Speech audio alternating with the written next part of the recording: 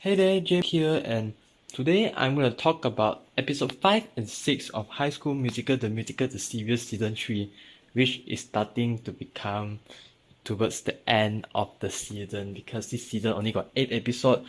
It's short, but hey, got what you got. So, anyway, here are my thoughts. So, while I really like some of the musical numbers, there are some musical numbers that they felt out of place.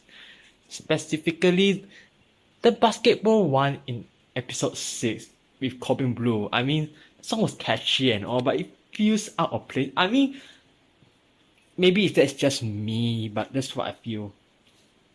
And besides that, there's one musical number in episode 5 which really took me away. The duet between Gina and Ricky, between Joshua Bassett and Sophia Wiley. What do you know about love? And the chemistry there was just so strong. Like, I think this is the best chemistry in a duet that they have in all of the series so far. That's just my opinion, but that's really what I think. And I'm really, really blown away by how great the chemistry was, how great the enrichment was. And I think I were to talk about which is my favorite cover of the old songs, this would be it. And now on to the characters and the story. I really like what they're going for with Jet and Maddox, with them being siblings.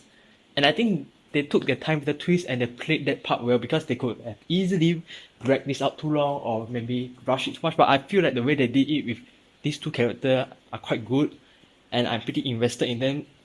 Now let's talk about the one character dynamic that is kind of having us all on our edge of the seats.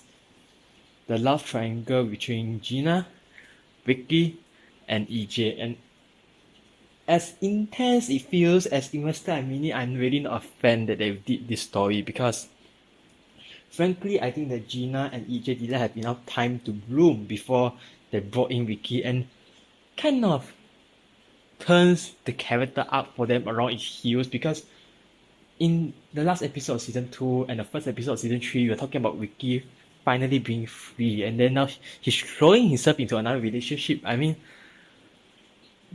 I don't know what you all think, but for me, that story kind of feels, I don't know, a bit too quick.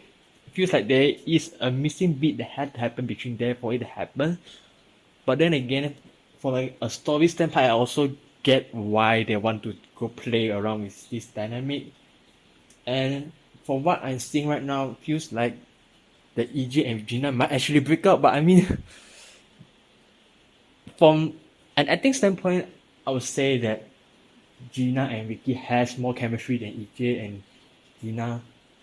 But from a story standpoint, I would like to see Gina and EJ have that chance to actually bloom before they were brought in this. But anyway, these are my thoughts for these two episodes of High School Musical, the series season 3. So what do you think? Do you agree with me? Maybe you have your own thoughts.